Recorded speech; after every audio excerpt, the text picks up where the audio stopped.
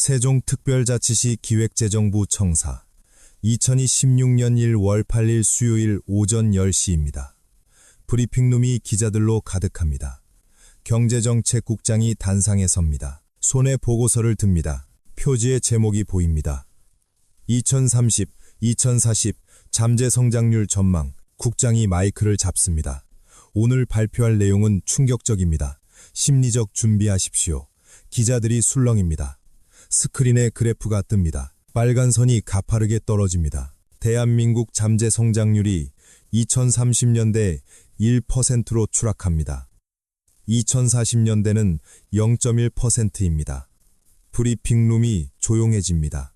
한 기자가 손을 듭니다. 국장님, 이거 오타 아닙니까? 1%가 아니라 3% 아닙니까? 국장이 고개를 젓습니다. 아닙니다. 1% 맞습니다. KDI, OECD, 한국은행 모두 같은 결론입니다. 또 다른 기자가 묻습니다. 그게 무슨 의미입니까? 국장이 답합니다. 사실상 성장 정지입니다. 20년 후 경제 규모가 지금과 거의 같다는 뜻입니다. 맨 뒷줄에 정민수 기자가 앉아 있습니다. 45살입니다. 경제부 20년 경력입니다. 그가 노트북에 타이핑합니다. 1%는 숫자가 아니다. 사형 선고다. 브리핑이 끝납니다. 기자들이 나갑니다. 복도에서 수군거립니다. 믿어져. 정부가 이렇게 비관적일 줄은. 뭔가 숨긴 게 더 있을 거야. 정민수가 국장을 따라잡습니다. 국장님, 오프 더 레코드로 물어봅니다. 진짜 최악 시나리오는 뭡니까? 국장이 주위를 둘러봅니다. 아무도 없습니다. 낮은 목소리로 말합니다. 1%는 낙관적 시나리오입니다. 개혁 안 하면 0%, 심지어 마이너스입니다. 하지만 국민 패닉 우려에서 못 말합니다. 정민수가 식은땀이 납니다. 얼마나 확실합니까? 99%입니다. 수학입니다. 인구가 줄고 투자가 줄고 생산성이 정체하면 성장은 불가능합니다. 한국이 바로 그 케이스입니다. 정민수가 사무실로 돌아옵니다. 기사를 씁니다. 제목은 잠재성장률 1% 추락, 대한민국 성장 엔진 멈춘다입니다. 기사를 송고합니다. 포털 메인에 뜹니다. 댓글이 달립니다. 대부분 불신입니다. 정부 겁주기 과장이다. 우리는 괜찮아. 하지만 정민수는 압니다. 이것은 겁주기가 아니라고, 현실이라고. 10년 뒤 이 기사를 다시 보면 모두 깨달을 것입니다. 하지만 그땐 늦습니다. 잠재성장률 1%. 이 숫자가 무엇을 의미하는지 아는 사람이 몇 명이나 될까요? 대부분은 모릅니다. 성장률이 2%인데 1%면 반토막이네 정도만 생각합니다. 하지만 진실은 더 무섭습니다. 1% 성장은 사실상 제로입니다. 인플레이션 2%를 빼면 실질 마이너스입니다. 1인당 소득이 10년, 20년간 정체합니다. 청년이 30대에 받는 월급이 50대에도 똑같습니다. 승진도, 연봉 인상도 없습니다. 희망도 없습니다. 기업은 투자를 멈춥니다. 성장 안 하는 시장에 왜 공장을 짓겠습니까? 일자리가 사라집니다. 청년 실업률이 15%를 넘습니다. 대학 나와도 취직 못합니다. 정부는 세수가 줍니다. 성장 없으면 세금도 없습니다. 하지만 지출은 떱니다. 노인 인구 폭발로 연금, 의료비가 급증합니다. 적자가 쌓입니다. 빚이 눈덩이처럼 불어납니다. 이것이 1%가 의미하는 것입니다. 정체가 아닙니다. 쇠퇴입니다. 한국은 1960년 세계 최빈국이었습니다. 2020년 선진국 진입을 자축했습니다. 60년 기적이었습니다. 하지만 2040년엔 쇠퇴국이 될 것입니다. 기적의 대가는 소멸입니다. 세종청사 보고서는 경고입니다. 마지막 경고입니다.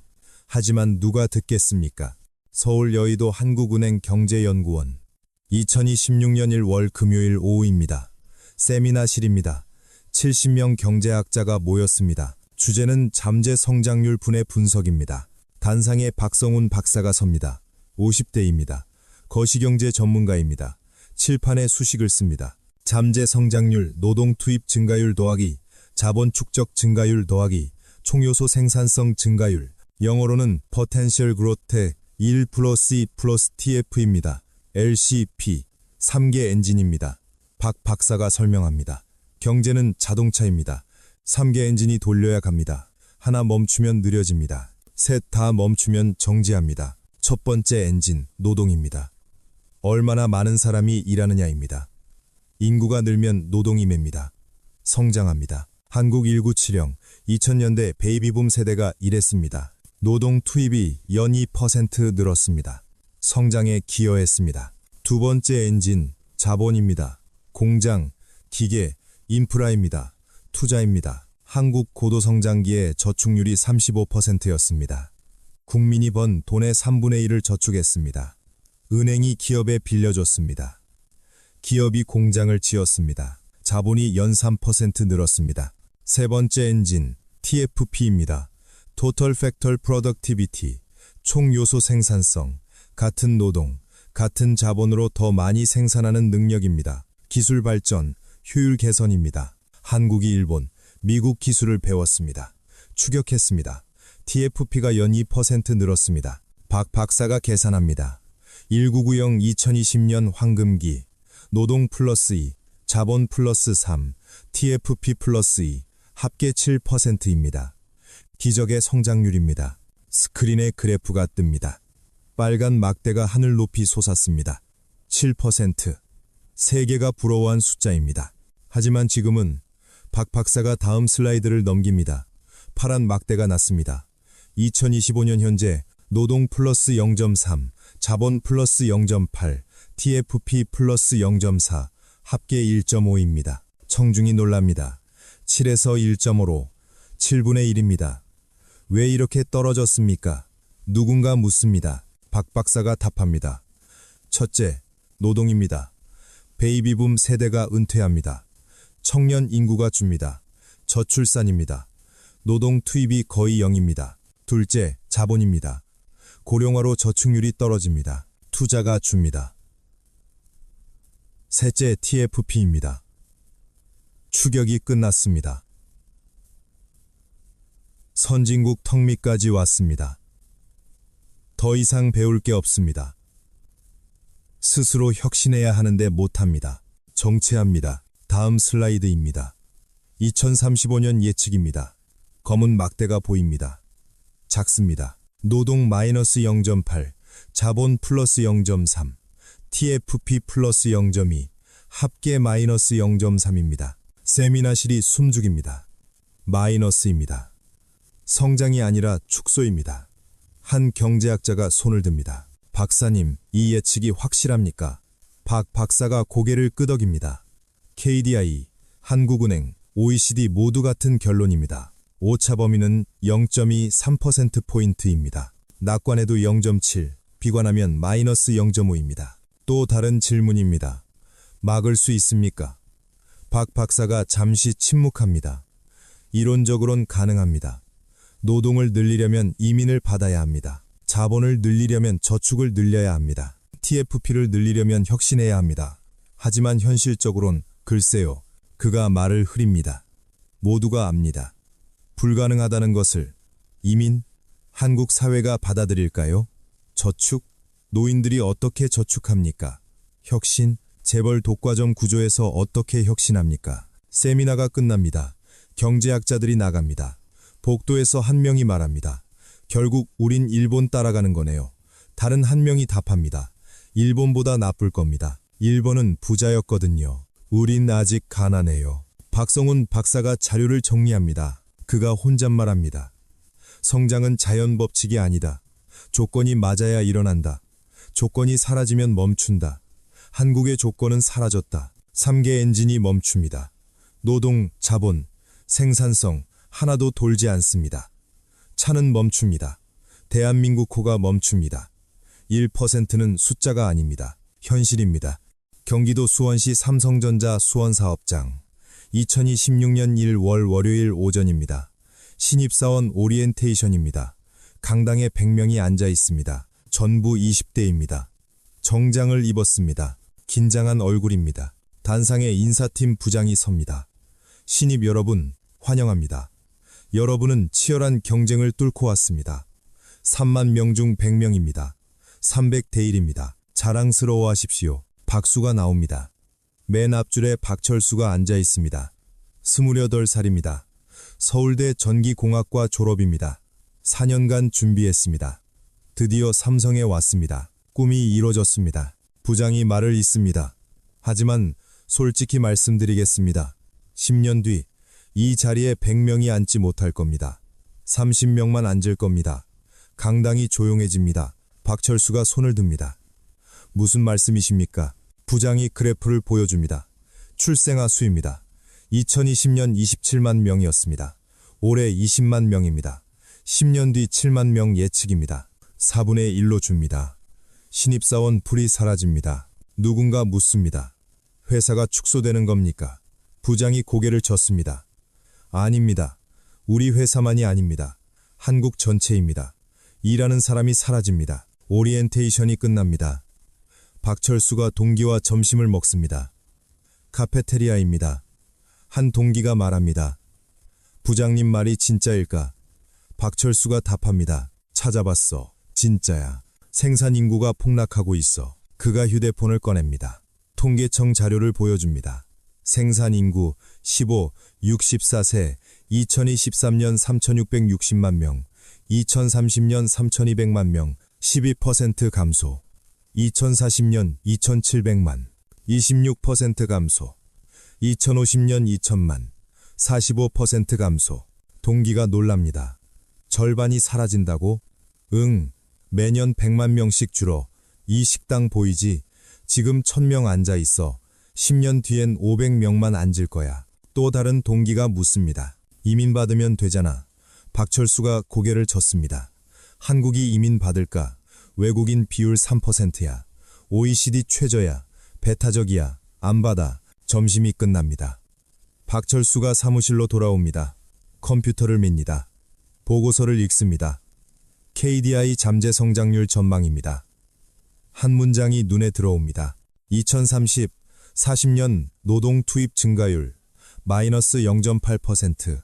이는 잠재 성장률을 1.5%포인트 끌어내린다. 박철수가 계산합니다. 만약 노동이 정상이었다면, 플러스 0.5였다면 잠재 성장률이 1.8이 됐을 겁니다. 하지만 마이너스 0.8입니다. 격차가 1.3입니다. 노동 하나 때문에 성장이 반토막입니다. 창밖을 봅니다. 공장이 보입니다. 수만 명이 일합니다. 10년 뒤엔 절반이 사라질 겁니다. 라인이 멈출 겁니다. 공장이 텅 빌 겁니다. 한국 기업들이 고민합니다. 사람을 구할 수 없습니다. 광고를 냅니다. 신입사원 모집, 지원자가 없습니다. 청년이 없습니다. 어떻게 해야 합니까? 자동화, 로봇, 가능합니다. 하지만 한계가 있습니다. 모든 일을 로봇이 할 수 없습니다. 서비스업은 사람이 필요합니다. 병원, 학교, 음식점, 로봇이 못합니다. 외국인, 받아야 합니다. 하지만 한국 사회가 거부합니다. 일자리 뺏긴다 문화가 달라 반발합니다. 정치인이 표를 의식합니다. 이민 정책이 안 바뀝니다. 결과는 노동 부족입니다. 공장이 돌지 않습니다. 가게가 문 닫습니다. 택시가 안 옵니다. 택시기사가 없습니다.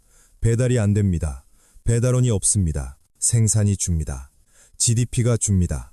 성장이 멈춥니다. 노동의 종말입니다. 일하는 손이 사라지면 경제는 멈춥니다. 한국이 그 실험을 하고 있습니다. 박철수가 자리에 앉습니다. 앞으로 30년을 여기서 일할 겁니다. 하지만 10년 뒤 동료가 절반으로 줄 겁니다. 20년 뒤 4분의 1로 줄 겁니다. 그는 살아남을까요? 아무도 모릅니다. 노동의 종말, 이것이 1% 성장의 첫 번째 이유입니다. 전주시 국민연금공단 자산운용본부 2026년 1월 화요일 오전입니다. 전략회의실입니다. 10명 매니저가 모였습니다. 스크린에 차트가 떠 있습니다. 연금 고갈 시뮬레이션입니다. 본부장이 말합니다. 2040년 기금이 바닥칩니다. 14년 남았습니다. 회의실이 무겁습니다. 모두가 압니다. 이것이 시한폭탄이라는 것을. 현재 국민연금 자산이 1,000조 원입니다. 엄청난 돈입니다. 세계 3대 연기금입니다. 하지만 문제가 있습니다. 들어오는 돈보다 나가는 돈이 많습니다. 2025년 보험료 수입 50조입니다. 연금 지급 60조입니다. 적자 10조입니다. 매년 적자입니다. 10년 뒤는 어떻습니까? 수입 50조, 지급 100조, 적자 50조입니다. 가속됩니다. 왜 그럴까요? 은퇴자가 폭증하기 때문입니다. 베이비붐 세대입니다. 1955, 63년생 700만 명입니다. 이들이 60세가 됩니다. 연금을 받습니다.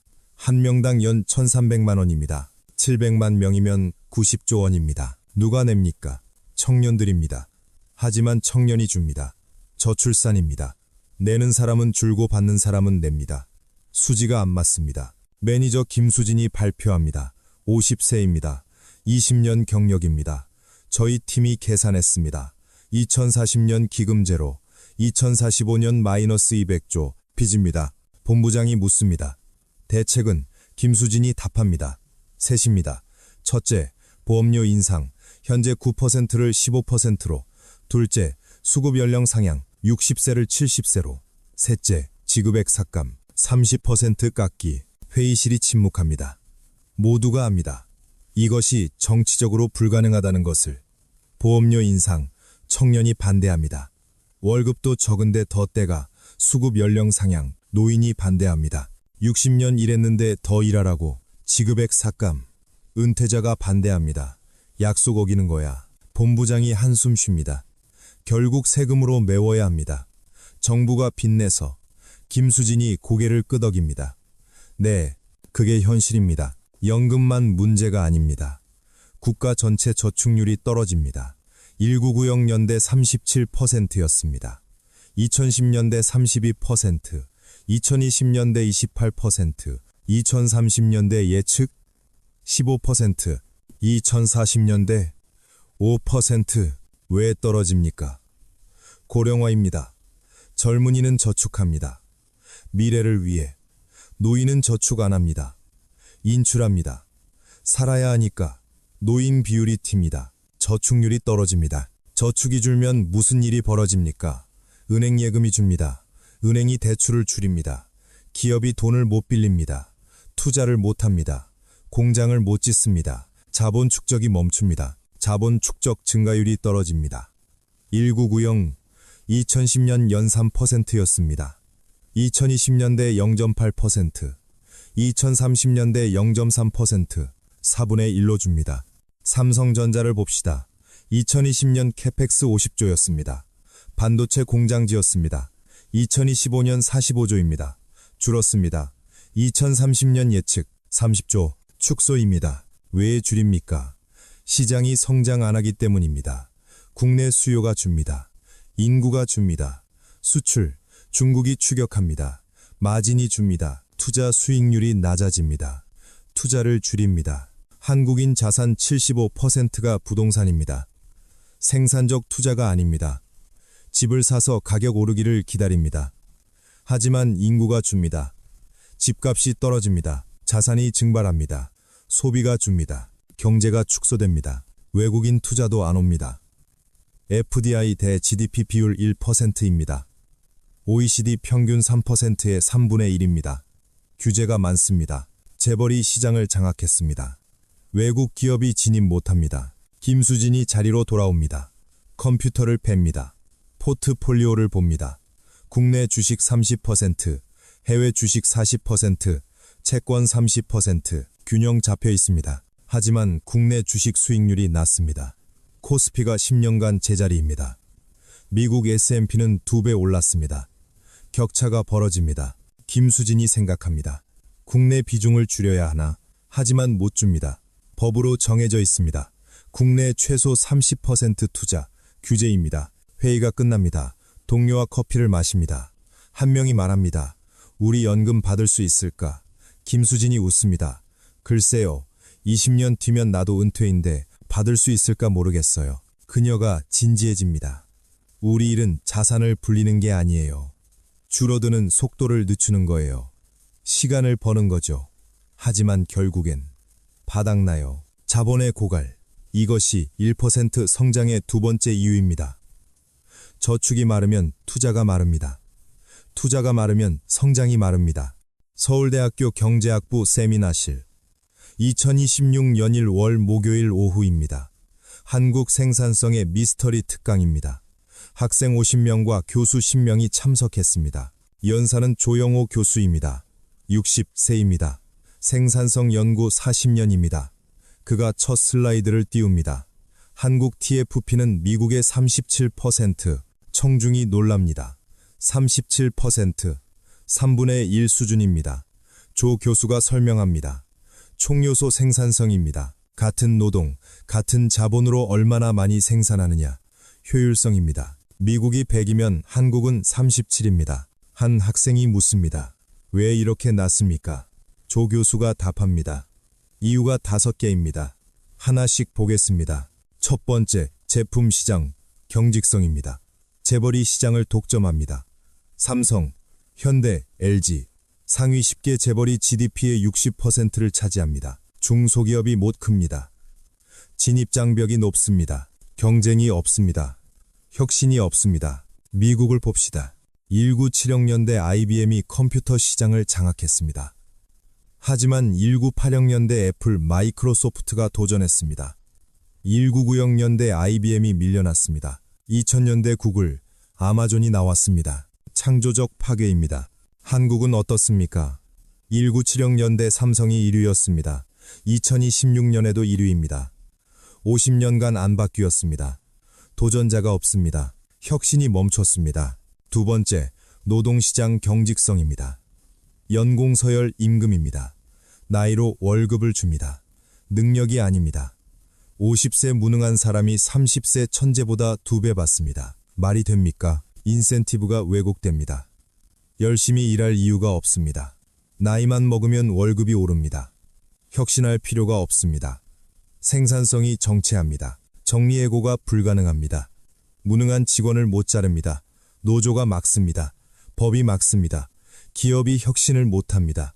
비효율이 누적됩니다. 세 번째, 이중 노동시장입니다. 정규직과 비정규직으로 나뉩니다. 정규직은 평생직입니다.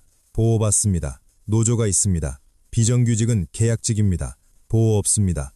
언제든 잘립니다. 격차가 큽니다. 같은 일에도 정규직은 연봉 5천만 원, 비정규직은 2,500만 원입니다. 2배 차이입니다. 불평등입니다. 사기가 떨어집니다. 생산성이 떨어집니다. 네 번째, 서비스 부문 재앙입니다. 서비스가 GDP의 60%입니다. 가장 큽니다. 하지만 생산성이 OECD 평균의 70%밖에 안 됩니다. 발목을 잡습니다. 왜 낮습니까? 영세 사업자만 우글우글합니다. 동네 카페, 치킨집, 학원 다 작습니다. 규모의 경제가 없습니다. 효율이 낮습니다. 규제가 막습니다. 병원 체인 못 만듭니다. 의료법이 금지합니다. 학원 온라인 확장 못합니다. 학원법이 막습니다. 혁신이 불가능합니다. 다섯 번째, R&D 패러독스입니다. 한국 R&D 대 GDP 비율 4.8%입니다.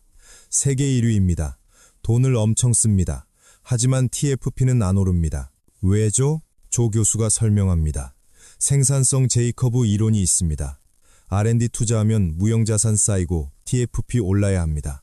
3단계입니다. 한국은 1단계에서 막힙니다. 3단계까지 안 갑니다. 왜 막힙니까?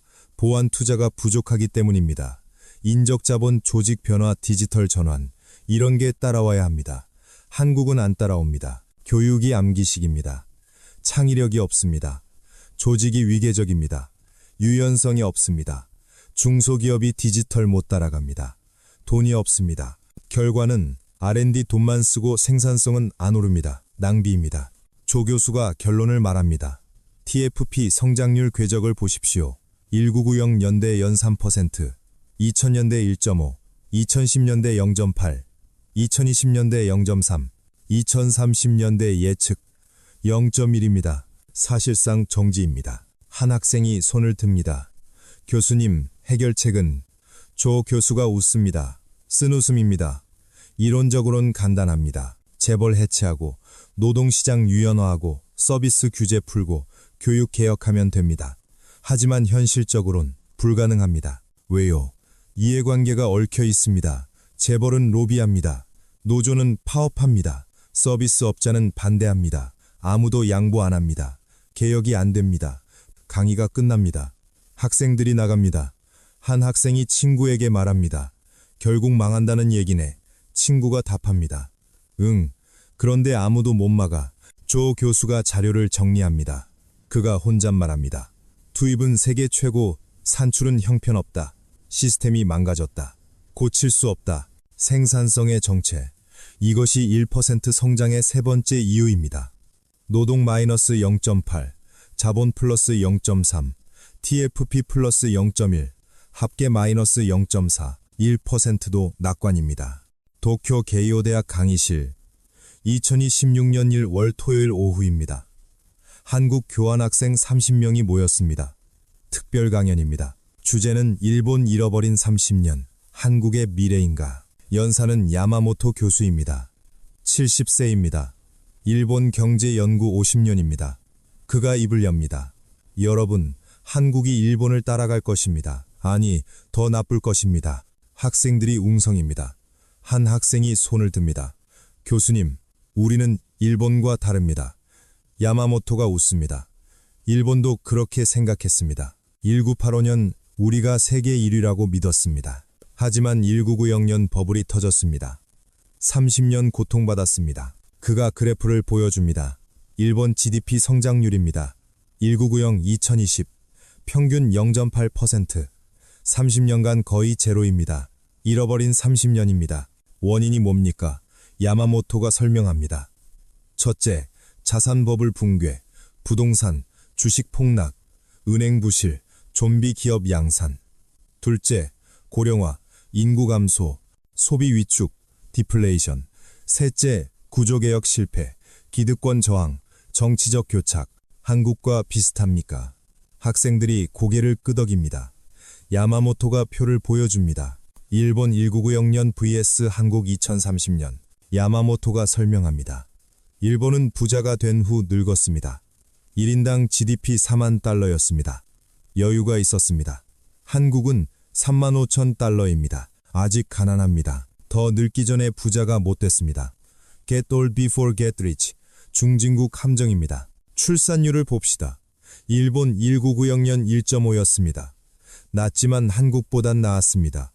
한국 0.7입니다. 절반입니다. 인구 감소 속도가 2배 빠릅니다. 일본 인구 2020년 1억 2600만이었습니다. 2050년 1억 500만 예측입니다. 17% 감소입니다. 한국은 2020년 5100만, 2050년 4200만, 18% 감소. 비슷합니다. 하지만 한국 출산율 0.7입니다. 가속이 더 빠릅니다. 2070년엔 3500만으로 떨어질 수 있습니다. 일본보다 빠릅니다. 부채를 봅시다. 일본 1990년 GDP 대비 60%였습니다. 관리 가능했습니다. 하지만 30년간 재정 적자가 쌓였습니다. 2020년 250%가 됐습니다. 세계 최악입니다. 한국 2025년 60%입니다. 일본 출발점과 같습니다. 하지만 2040년 150% 예측입니다. 더 빠릅니다. 복지 지출이 폭증하기 때문입니다. 야마모토가 말합니다. 일본은 30년 걸려서 250% 됐습니다. 한국은 20년이면 150% 될 겁니다. 더 가파릅니다. 수출 의존도입니다. 일본 10%였습니다. 내수가 컸습니다. 수출 타격받아도 버텼습니다.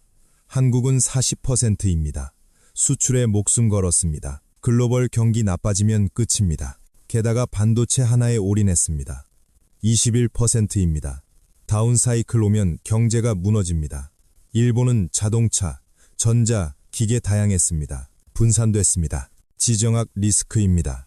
일본은 평화로웠습니다. 미국 우산 아래 안전했습니다.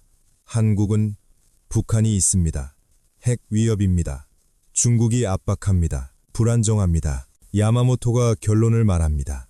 일본 잃어버린 30년은 끔찍했습니다. 하지만 살아남았습니다. 부자였으니까요. 한국은 30년 버틸 수 있을까요? 의문입니다. 한 학생이 묻습니다. 일본은 회복했습니까? 야마모토가 고개를 젓습니다. 아닙니다. 2016년 지금도 성장률 1% 미만입니다. 회복이 없었습니다. 새로운 정상입니다. Low growth, low inflation, low interest. 3조입니다. 한국도 그렇게 됩니까? 네. 2050년까지 0.%대 성장할 겁니다. 그게 여러분의 미래입니다. 강의가 끝납니다. 학생들이 나갑니다. 복도에서 한 학생이 말합니다. 무섭다. 우리 인생이 저렇게 되는 거야. 다른 학생이 답합니다. 교수님 말대로면 그래. 10년, 20년 월급이 안 오를 거야. 한 학생이 결심합니다. 나 일본 취직할래. 어차피 한국이나 일본이나 똑같으면 일본이 낫지. 이미 바닥쳤으니까. 친구들이 동의합니다. 나도 브레인 드레인입니다. 젊은 인재가 떠납니다. 한국이 더 나빠집니다. 악순환입니다. 야마모토가 연구실로 돌아옵니다. 창밖을 봅니다. 도쿄가 보입니다. 평화롭습니다. 하지만 활력이 없습니다. 30년 정체의 흔적입니다. 그가 생각합니다. 한국이 같은 길을 걷는다. 하지만 더 빠르게, 더 깊게. 불쌍하다. 일본의 그림자. 한국이 뒤따릅니다. 역사는 반복됩니다. 경상북도 영주시청. 2016년 1월 금요일 오전입니다. 지역발전과 정수민 과장이 보고서를 읽습니다. 제목은 영주시 인구 전망 2040입니다. 현재 인구 8만 명입니다. 2040년 예측은 4만 명입니다. 절반입니다. 정 과장이 한숨 쉽니다. 4만 명으로 도시 기능 유지가 가능할까요? 시장실로 갑니다. 보고합니다. 시장님, 심각합니다. 인구 절반 되면 병원, 소방서, 경찰서 최소 인원 못 채웁니다. 철수 가능성 있습니다. 시장이 묻습니다. 대책은? 정 과장이 고개를 젓습니다. 없습니다. 청년이 서울 갑니다. 막을 수 없습니다. 영주만이 아닙니다. 전국 228개 시군구 중 106개가 소멸 위험 지역입니다. 46%입니다. 절반이 사라질 위기입니다. 부산을 봅시다. 한때 제2도시였습니다. 2025년 330만. 부산을 봅시다. 한때 제2도시였습니다. 2025년 330만 명입니다. 2050년 예측 220만 명입니다. 33% 감소입니다. 100만 명이 사라집니다. 조선업이 무너졌습니다. 청년이 일자리를 찾아 서울로 갑니다. 남은 건 노인뿐입니다. 상가가 텅 빕니다. 아파트 공실률이 30%입니다. 가격이 폭락합니다. 2억짜리 아파트가 5천만 원입니다. 사려는 사람이 없습니다. 초등학교가 문 닫습니다. 2025년 500개 폐교됐습니다. 2040년까지 3,000개 더 폐교 예측입니다. 전체의 40%입니다. 운동장에 풀이 자랍니다. 교실이 폐허가 됩니다. 정수민 과장이 현장을 방문합니다. 폐교된 초등학교입니다. 20년 전 학생이 500명이었습니다. 지금은 제로입니다. 그네가 녹슬었습니다. 유리창이 깨졌습니다. 마을 이장을 만납니다. 75세입니다. 과장님, 우리 마을 10년 뒤면 아무도 없을 겁니다. 전부 죽거나 요양원 갈 거예요. 마을이 사라져요. 수도권 집중이 악화됩니다. 2025년 수도권 인구 50%입니다. 2040년 65% 예측입니다. 3,300만 명이 수도권에 몰립니다. 지방은 1,000만 명만 남습니다. 인프라가 무너집니다. 도로, 상하수도는 197형, 8형 연대 건설됐습니다. 40, 50년 됐습니다. 교체가 필요합니다. 하지만 돈이 없습니다. 지자체 재정이 파탄났습니다. 세수가 줄었습니다. 인구가 줄어서입니다. 방치됩니다. 수도관이 터집니다. 도로에 구멍이 뚫립니다. 다리가 무너질 위험이 있습니다. 하지만 고칠 돈이 없습니다. 악순환입니다. 인구 감소, 경제 축소, 일자리 감소, 청년 이탈, 인구 더 감소. 멈출 수 없습니다. 정부가 지역 균형 발전 구호를 외칩니다. 예산을 뿌립니다. 하지만 효과가 없습니다. 돈을 줘도 사람이 안 옵니다. 일자리가 없으니까요. 미래가 없으니까요. 정수민 과장이 사무실로 돌아옵니다. 동료가 묻습니다. 과장님, 10년 뒤에도 여기 계실 거예요?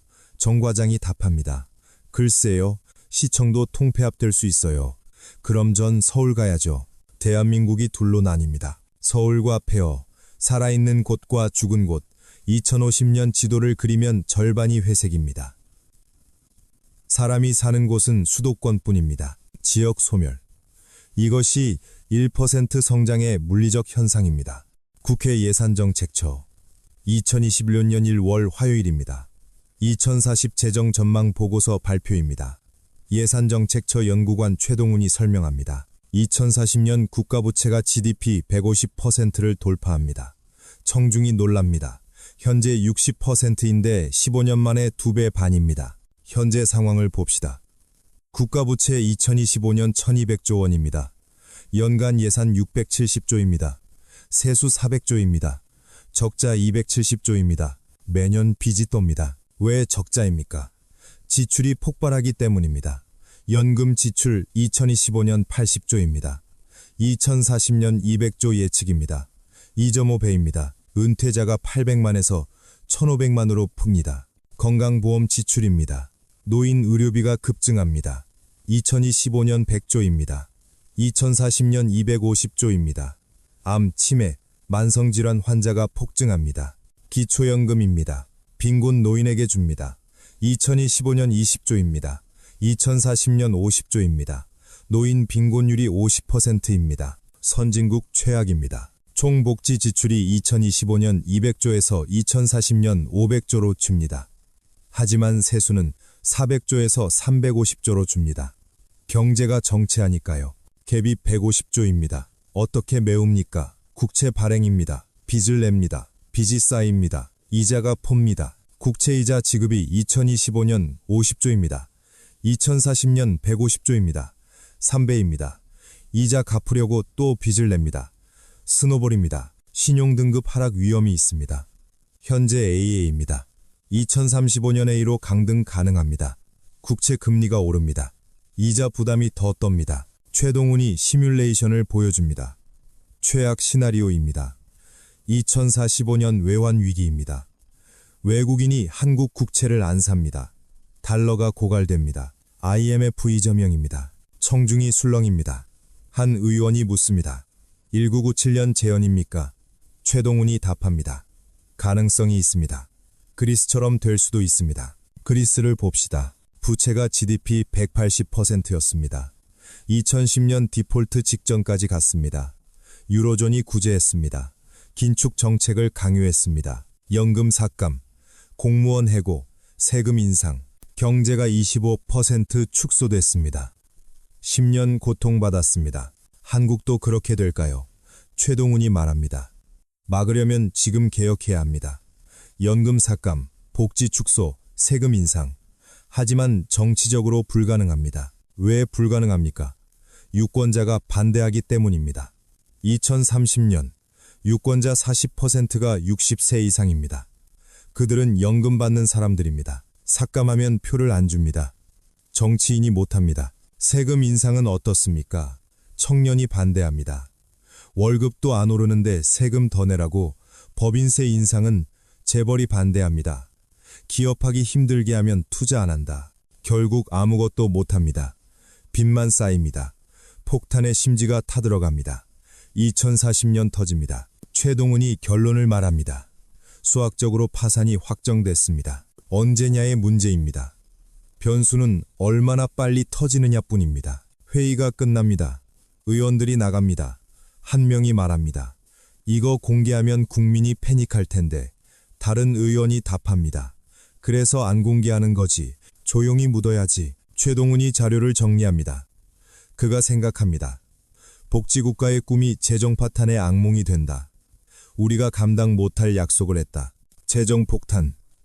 째깍째깍 시간이 갑니다. 서울 구로구 중소기업 공장. 직원 100명입니다. 연 매출 100억입니다. 영업이익 마이너스 10억입니다. 10년째 적자입니다. 사장 김영호 55 세가 회계사를 만납니다. 사장님, 올해도 적자입니다. 이자도 못 냅니다. 김 사장이 한숨 쉽니다. 은행 대출 연장해 줄까요? 회계사가 답합니다. 해줄 겁니다.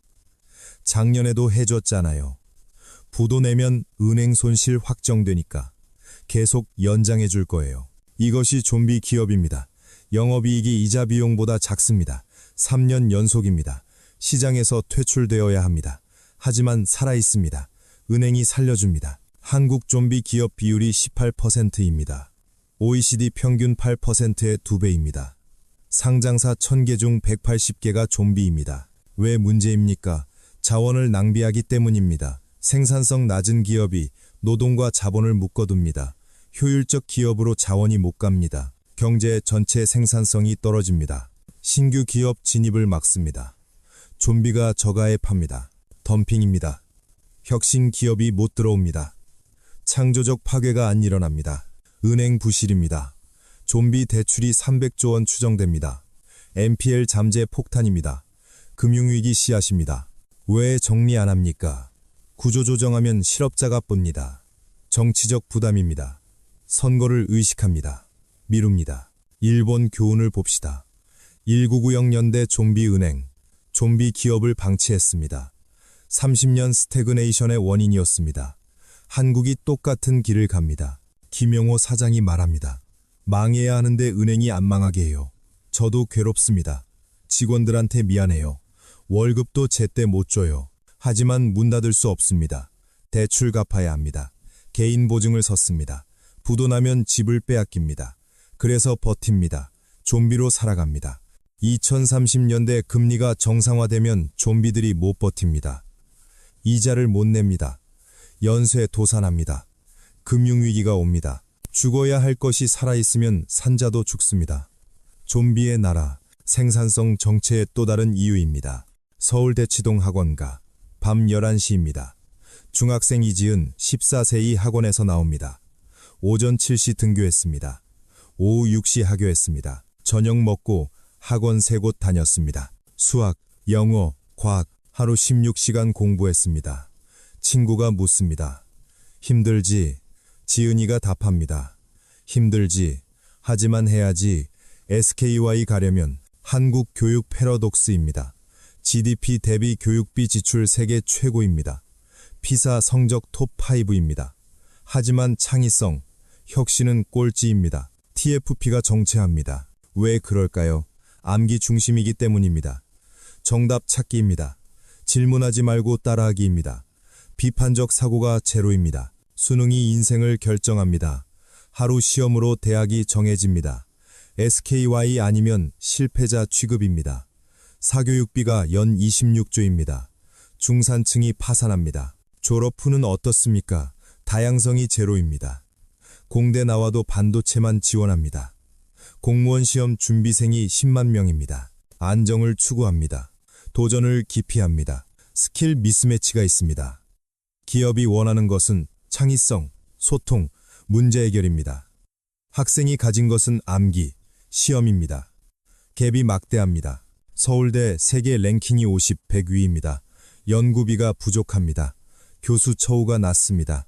탑 탤런트는 미국 유학 후 안 돌아옵니다. 최상위 10%가 미국 갑니다. 실리콘밸리로 갑니다. 한국엔 평범한 인재만 남습니다. 브레인 드레인입니다. 개혁이 불가능합니다. 학부모가 반대합니다. 우리 애만 뒤처져요. 학원 업계가 로비합니다. 프리즈너스 딜레마입니다. 모두 멈춰야 하는데 아무도 안 멈춥니다. 결과는 인재를 인력으로 낭비합니다. 탤런트를 로봇처럼 훈련합니다. 이노베이션 캐패시티를 파괴합니다. TFP 정체의 근본 원인입니다. 학원 강사 박민지, 32세가 말합니다. 애들이 불쌍해요. 창의력을 죽이는 게 제 일이에요. 하지만 어쩔 수 없어요. 부모들이 원하니까. 미래를 준비한다며 미래를 죽이고 있습니다. 청와대 국무회의실, 2026년 2월입니다. 대통령이 말합니다. 잠재 성장률 1%는 재앙입니다. 구조개혁을 시작합시다. 각 부처 장관이 보고합니다. 필요한 개혁은 5개입니다. 첫째, 노동시장 개혁, 연공서열 폐지, 성과급, 정리해고 쉽게. 하지만 노조 100만 명이 반대합니다. 총파업 위협합니다. 지지율 20%포인트 떨어집니다. 둘째, 재벌 해체. 삼성 분할, 공정 경쟁. 하지만 재벌이 로비합니다. 정치 자금을 끊습니다. 언론 네거티브 캠페인을 합니다. 셋째, 서비스 규제 완화. 의료, 교육, 금융 개방합니다. 하지만 의사 5만, 교사 40만이 파업합니다. 여론이 악화됩니다. 넷째, 이민 개방. 500만 숙련 노동자 수입합니다. 하지만 국민 70%가 반대합니다. 일자리 뺏긴다. 제노포비아입니다. 다섯째, 재정 긴축. 연금 삭감, 세금 인상합니다. 하지만 유권자 60%가 반대합니다. 선거 패배 확정입니다. 회의 결과는 아무것도 못합니다. 대통령이 한숨 쉽니다. 임기 5년인데 개혁은 10년 걸려요. 누가 하겠어요? 다음 정권에 떠넘기는 거죠. 민주주의 패러독스입니다. 개혁은 단기 고통, 장기 이익입니다. 하지만 유권자는 단기만 봅니다. 고통 주는 정치인은 낙선합니다. 2030년 유권자 40%가 60세 이상입니다. 노인들은 스테이터스 쿼를 원합니다. 젊은이 의견이 무시됩니다. 스웨덴 1990 연대는 달랐습니다. 재정위기 때 과감히 긴축했습니다. 복지 삭감, 세금 인상했습니다.